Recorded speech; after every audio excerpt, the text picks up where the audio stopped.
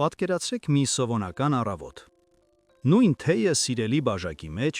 նույն հին աթոռը պատուհանի մոտ, նույն տեսարանը բակից։ Միայն թե մի բան աննկատ փոխվել է։ Դուք ավելի ու ավելի հաճախ եք մոռանում, թե ինչու եք մտել սենյակ,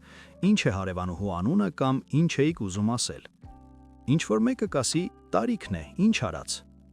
Բայց լեգենդար ակադեմիկոս Նատալիա Պետրովնա Բեղտիերևան մինչև 84 տարեկանն աշխատել է ուղեղի ինստիտուտում, դասախոսություններ էր կարդում, գրքեր գրում և մինչև վերջին օրը պահպանում էր պայծառ միտքը։ Եվ նրա գաղտնիքներից մեկը ուղեղի համար նախատեսված առավոտյան պարզ ծիսակարգն էր, ընդամենը 5-7 րոպե։ Այսօր մենք ոչ միայն ցույց կտանք վարժությունները, այլև դրանցից կհյուսենք մի կենդանի պատմություն, որը հասկանալի կլինի դեռևս խորհրդային տարիներին մեծացած և առաջին փորձից կախարդական պրակտիկաներին չհավատացող մարդուն։ Անկեղծ ասած, այն ամենից, ինչ կլսեք, մի քանի բան թերևս արդեն տեսած լինեք իմեջում կամ այլ հեղինակների գրքերում։ Եվ այս առումով կարևոր է չմտածել, նորից նույն բանն է, ուրեմն ասելու ոչինչ չկա, այլ հիշել, թե իրականում ինչպես է աշխատում ուղեղը։ Նեյրոնները նման են ձյան վրայի արահետի, մեկ անգամ անցակ, հետքը կծածկվի, 10 անգամ անցակ, արահետ կհայտնվի։ Ամեն օր քայլեք, և արահետը կդառնա լայն ու ամուր, դրանով կարելի է քայլել նույնիսկ գիշերը։ Այդպես է նաև Բեղտիերևայի վարժությունների դեպքում։ Ուժը ոչ թե ամեն օր ձեզ նոր հնարքներով զարմացնելու մեջ է, այլ նրանում, որ 5-7 պարզ շարժումներն այնպես արմատավորվեն ձեր կյանքում, ինչպես ատամները լվանալը։ Հետևաբար, այո, որոշ շարժումներ ու մտքեր կկրկնվեն, բայց հենց այդ կրկնությունից է ծնվում նոր սովորությունը, այլ ոչ թե միանգամյա վաու էֆեկտներից։ Նատալիա Պետրովնա Բեղտիերևա, ակադեմիկոս, բժշկական գիտությունների դոկտոր, ուղեղի ինստիտուտի ղեկավար, այն նույն Վլադիմիր Բեղտիերևի թոռնուհին, ով դեռ ցարական Ռուսաստանում դրել էր հայրենական նյարդաբանության հիմքը։ Նա չէր վախենում նայել այնտեղ, որտեղ ուրիշներին թվում էր միստիկա, տելեպաթիա, կանխազգություն, գիտակցության հատուկ վիճակներ։ Բայց այս ամենն ուսումնասիրում էր ոչ թե որպես գուշակ, այլ որպես գիտնական, տոմոգրաֆ, էլեկտրոդներ, կլինիկական դիտարկումներ։ Եվ մի օր ուսումնասիրելով հին արևելյան պրակտիկաները, նա դրանցում տեսավ ոչ թե ցի էներգիա, այլ լիովին հասկանալի կետեր, վայրեր, տեղ նյարդերը, անոթները և ուղեղիկ խորքային կառույցները հատկապես սերտ են կապված։ Եվ ահա թե ինչն ապշեցրեց նրան ամենից շատը։ Դեմքի որոշակի գոտիների նպատակային խթանումն անդրադառնում էր հիպոֆիզի և էպիֆիզի աշխատանքի վրա, ուղեղի կենտրոնում գտնվող երկու փոքրիկ գեղձերի, որոնք աննկատ կառավարում են գրեթե ողջ օրգանիզմը։ Հիպոֆիզը նվագախմբի դիրիժորն է։ Աճը, նյութափոխությունը, ստրեսին արձագանքելը, սեռական հորմոնները, վահանաձև գեղձը, ամեն ինչ անցնում են նրա հսկողության տակ։ Էպիֆիզը կամ կոնաձև գեղձը լույսի և մտքի փոթրիկ մայստերն է, նա արտադրում է մելատոնին, կարգավորում է քունը, օրական ռիթմերը և դրանց միջոցով ուղեղի վերականգնումը։ Երբ դուք ճիշտ եք մերսում դեմքի որոշակի կետեր, դուք չեք մերսում մաշկը, այլ նյարդերի և անոթների միջոցով ազդակներ եք ուղարկում խորքը, այնտեղ, որտեղ գտնվում են այդ երկու գեղձերը։ Ուղեղն արձագանքում է հորմոնների արտանշման, անոթների տոնուսի, տրամադրության և աշխատունակության փոփոխությամբ։ Երբ արևելքի մայստերներ ասում էին երրորդ աչք, Բեղտիերևան տեսնում էր հոնային աղեղները, ճակատային բլոթները և եռավորյա նյարդի ճյուղերը։ Երբ նրանք շրջաններ էին գծում աչքերի շուրջը, նա տեսնում էր գոտիներ, որոնցից կախված է տեսողությունը և գլխից արյան արտահոսուքը։ Նրա գաղափարը պարզ էր. առավոտյան մեղմորեն խթանել այդ գոտիները, խթանել արյան հոսքը, շնչառությունը և նյարդային շրթերները։ Այդ հանդեպ, օրվա ընթացքում ուղեղին տալ բնականոն ծանրաբեռնվածություն, մտքեր, շփում, նոր տեղեկատվություն։ Արդյունքում նա ստեղծեց իր արձանագրումը՝ առավոտյան կարճ կոմպլեքսը, որը անում էր ինքը, որպեսզի ուղեղն աշխատի շվեյցարյակ ժամացույցի համար։ Այս հանդեպ մենք կհյուսենք առավոտյան ձեր սովորությունը մի պատմության, որը հասկանալի կլինի դեռևս խորհրդային տարիներին մեծացած և առաջին փորձից կախարդական պրակտիկաներին չհավատացող մարդուն։ Համալիրը բաժանվում է երկու մասի, առաջինը դեմքի և գլխի առաջին մասը, երկրորդը պարանոցը, ծոծակը, գլխի մաշկը և հայտնի երկնքի թմբուկը։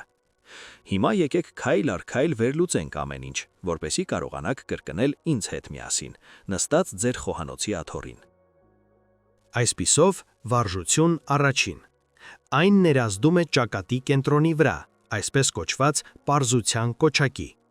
Նստեք հարմար, մեջքն ուղիղ է, ուսերն իջեցված, շնչառությունը հանգիստ։ Ցուցամատը դրեք ճակատի կենտրոնում, հոնքերի միջև։ Արևելքում այս վայրն անվանում են երրորդ աչք, բայց Բեխտերևան գիտեր, մատի տակ այն գոտին է, որը կապված է ճակատային բլթերի հետ, որոնք պատասխանատու են մտածողության, պլանավորման և ինքնակառավարման համար։ Կատարեք 16 շրջանաձև շարժում ժամացույցի սլաքի ուղղությամբ։ Ճնշումը պետք է զգալի լինի, բայց առանց ցավի։ Հաշվեք դանդաղ, 1, 2, 3, որպեսզի չշտապեք։ Այս վարժությունը բարելավում է արյան հոսքը դեպի ճակատային կեղև, ուշադրության և սառը գլխի կենտրոն։ Երվորյակ նյարդի ճյուղերի միջոցով մեղմորեն ակտիվանում են ուղեղի խորքային կառուցվածքները։ Շատերն ասում են, որ նման սովորությունից արդեն 1 շաբաթ անց գլխի առավոտյան մառախուղն ավելի արագ է ցրվում։ Այո, ոչ մի կախարդական բան չկա։ Դուք պարզապես ճակատին տալիս եք արյուն և ազդանշան, ժամանակն է արթնանալու ոչ միայն մարմնի, այլև մտքերի համար։ Վարժություն 2. Մերսում ենք բերանի անկյունների կետերը, որոնք մասնակցում են խոսքին և էմոցիաներին։ Այժմ ուշադրություն դարձնենք այն գոտուն, որը Բեխտերևան հատկապես սիրում էր, էմոցիաների և խոսքի հետ կապված լինելու պատճառով։ Մատներով գթեք բերանի անկյուններից մի փոքր այն կողմ գտնվող կետերը, այտերի ուղղությամբ մոտավորապես 1 սանտիմետր հեռավորության վրա։ Թեթևակի բացեք բերանը, որպեսզի թուլացնեք ծնոտը։ Կատարեք 16 մեղմ սեղմում։ Սեղմեցիք, բաց թողեցիք։ Սեղմեցիք, բաց թողեցիք։ Սա անհրաժեշտ է, որպեսզի դիմային նյարդի միջոցով հնարավոր լինի ազդել ուղեղի այն հատվածների վրա, որոնք մշակում են դիմախաղը և էմոցիոնալ արձագանքները։ Ինչպես նաև հանվում է ծնոտների քրոնիկ լարվածությունը, որը շատերը կրում են տարիներով, սեղմելով ատամները քնած ժամանակ կամ լարվելով սթրեսից։ Մարդիկ հաճախ նկատում են, որ այս վարժությունից հետո առավոտյան ավելի հեշտ է խոսելը։ Բառերը չեն կակազում, այլ դուրս են թռչում ավելի ազատ, և միաժամանակ նվազում է նեղացած դեմքով շրջելու ցանկությունը։ Մկանները պարզապես թուլանում են։ Երրորդ վարժությունն առնչվում է ենթակապճային կետերին, դրանով իսկ ներգրավելով արյան արտահոսքը։ Նայեք ուղիղ և մտովի իջեցրեք միգից բիբի կենտրոնից ներքև, մինչև ակնակապիճի ստորին ոսկրային եզրը։ Հենց այնտեղ էլ կլինի անհրաժեշտ կետը։ Դրեք այնտեղ 2 ձեռքի մատների բարձիկները, սեղմեք ոսկորին և կատարեք 16 շրջանաձև շարժում։ Մի սեղմեք աչքի վրա, աշխատում ենք միայն ոսկրային եզրով։ Այս վարժությունը բարելավում է գլխից երակային արտահոսքը, օգնում է նվազեցնել առավոտյան այտուցվածությունը, հանում է ծանրության զգացումն աչքերի տակ և դեմքի վերին հատվածի քարացածությունը։ Սա հենց այն վայրն է, որտեղ բժիշկների արտահայտությամբ գտնվում են երակային արտահոսքի փականները։ Ամեն առավոտ մի փոքր օգնելով դրանց, դուք ուղեղին ավելի մեծ հնարավորություն եք տալիս չլողալ սեփական թափոնների մեջ։ Չորրորդ վարժությունը կոչվում է դիմակի հանում, լվացում առանց ջրի։ Այժմ անենք այն, ինչ Բեխտերևան անվանում էր դիմախաղային դիմակի թոթափում։ Ծալեք ափերն այնպես, կարծես պատրաստվում եք լվացվել։ Ամուր հպեք դրանք դեմքին, մատները ճակատին են, ափերի հիմքը կզակին։ Դանդաղ տարեք ափերը վերևից ներքև, ճակատից դեպի կզակը, կարծես դեմքից սրբում եք լարվածության անտեսանելի թաղանթը։ Կատարեք 16 այդպիսի լվացում, առանց շտապելու։ Որն է իմաստը։ Միաժամանակ թուլանում են ճակատի, աչքերի և բերանի շուրջ գտնվող տասնյակ մանր մկաններ։ Ուղեղը ազդանշան է ստանում։ Տագնապը հանված է, կարելի է մտածել ինչ-որ բանի մասին, բացի խնդիրներից։ Շատերն այս վարժությունից հետո զգում են, որ դեմքն ավելի փափուկ է դարձել, իսկ արտահայտությունը մի փոքր ավելի բարի։ Այո, և հայելու մեջ մենք մեզ ավելի շատ ենք դուր գալիս թուլացած գծերով, քան հավերժական դիմակավորված դեմքով։ Հինգերորդ վարժությունը ներգրավում է քիթը և պարանոցը։ Անցնում ենք այն բանին, ինչ Բեխտերևան անվանում էր կյանքի եռանկյունի՝ քիթ և պարանոց։ Սկզբում էներգիկ տրորեք քիթը, ցուցամատները մոտեցրեք քթար մատին և տարեք քթի մեջքով ներքև, դեպի ծայրը, հետո հետ, վերև։ 16 արագ շարժում առաջ ու հետ։ Քիթը պետք է զգալիորեն տաքանա։ Սա բարելավում է լորձաթաղանթի արյունամատակարարումը, խորացնում է շնչառությունը և ուղեղն ավելի շատ թթվածին է ստանում։ Այնուհետև դրեք ափերը պարանոցի կողմնային մակերեսներին, մատները դեպի վերև, թեթևակի, առանց կոկորդին սեղմելու։ Տարեք ափերը վերևից ներքև, ծնոտի անկյուններից դեպի անրակները։ Կարծես մեղմորեն հարթեցնում եք պարանոցը 16 անգամ։ Այս պարզ լիմֆոդրենաժն օգնում է լիմֆային և երակային արյանը հեռանալ գլխից, նվազեցնում է սեղմված օձիքի զգացողությունը և գլխի մեջ լցվածության զգացումը։ Այստեղ կարևոր է չսեղմել լիմֆատիկ հանգույցները, այլ հեղուկը մեղմորեն ուղղորդել դեպի ներքև։ Բեխտերևան հաճախ էր ասում ուսանողներին. «Ուղեղին պետք է ոչ միայն արյուն, այլև նորմալ արտահոսք, այլապես այն լողում է կեղտոտ ջրի մեջ»։ Վարժություն 6. Ուղղված է գլխի մաշկի թեթև մերսմանը, որի ընթացքում տեղի է ունենում գլխուղեղի կեղևի արթնացում։ Այժմ զբաղվենք նրանով, ինչի մասին մեծամասնությունը ընդհանրապես չի հիշում՝ գլխի մաշկով։ Դրա տակ անոթների խիտ ցանց կա, որոնք սնում են ուղեղի կեղևը։ Բացեք երկու ձեռքի մատները և դրեք դրանք ճակատի մազերի աճի գծի վրա։ Սկսեք մատները տանել դեպի ծոծրակն այնպես, որ գլխի մաշկը դրանց տակ շարժվի։ Մի շոյեք մազերը, այլ հենց թեթևակի շարժեք մաշկը։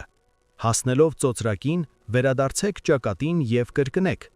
Ընդհանուր առմամբ առնվազն 16 անցում, փոխելով ուղղությունը կենտրոնով, կողքերով, մի փոքր շեղությամբ։ Այս շարժումները բարելավում են գլխուղեղի կեղևի արյունամատակարարումը, հանում են մկանների սպազմը, որը հաճախ առաջանում է ստրեսի և տևական լարվածության պատճառով։ Լրացուցիչ բոնուս, որը շատերն են նկատում։ Ժամանակի ընթացքում մազերն ավելի կենցունակ են դառնում, քիչ են թափվում։ Բայց դա, ինչպես սիրում է ասել բժշկությունը, հաճելի կողմնակի ազդեցություն է։ Գլխավորը, ուղեղի կեղևն ինքն է շնորհակալություն հայտնում ձեզ այս 1 րոպե տևող ուշադրության համար։ Եթե նայեք յուրաքանչյուր վարժությանը առանձին, կարող է թվալ. դե ինչ որ, մերսեցի ճակատը, քիթը, գլուխը, ինչ տարբերություն։ Բայց միասին դա աշխատում է որպես լավ մտածված նվագախումբ։ Ճակատը և հոնքերի միջև ընկած կենտրոնը խթանում են ճակատային բլթերը, մեր տնօրենական բաժինը։ Ենթակապճային կետերի և գլխի մերսումը բարելավում են արյան ներհոսքն ու արտահոսքը, հանում են տեսողական համակարգի ծանրաբեռնվածությունը։ Բերանի մոտ գտնվող կետերը և դիմակի հանումը հանգստացնում են դիմախաղը և դրանով իսկ նվազեցնում ներքին աղմուկը։ Այս ամենը միասին տևում է 5-7 րոպե։ Չի պահանջում ոչ մարզասարքեր, ոչ փող, ոչ հատուկ ճկունություն։ Պահանջում է միայն մեկ բան՝ ձեր համաձայնությունը, ուղեղին նվիրել այս րոպեները ամեն օր, այլ ոչ թե տարին մեկ անգամ, ըստ տրամադրության։ Դուք կարող եք այս համալիրը դնել հետաքրքիր հոլովակների ձեր պահոցը և շարունակել ապրել այնպես, ինչպես ապրում էիք։ Այդ դեպքում մի քանի տարի անց դուք նորից կտեսնեք նմանատիպ տեսանյութեր և նորից կասեք. «Այո, այս ամենը ես արդեն լսել եմ»։ Իսկ կարող եք ընտրել այլ ուղի, ազնվորեն ասել ինքներդ ձեզ. «Այո, ես դա արդեն լսել եմ, և հենց այդ պատճառով ժամանակն է ոչ թե լսելու, այլ անելու»։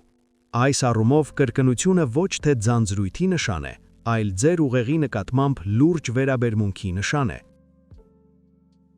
Բայց նույնիսկ այս միջոցները չեն գործի, եթե դուք հնի պես ուղեղին զրկեք քնից, գիշերները նստեք հեռախոսով և ձեզ անվանեք այնպիսի բառերով, ինչպիսիք են ծեր, արգելակ, ինձ համար արդեն ուշ է։ Նման արտահայտությունները և սովորությունները զրոյացնում են ցանկացած մարզանք, որքան էլ գեղեցիկ այն անվանվի։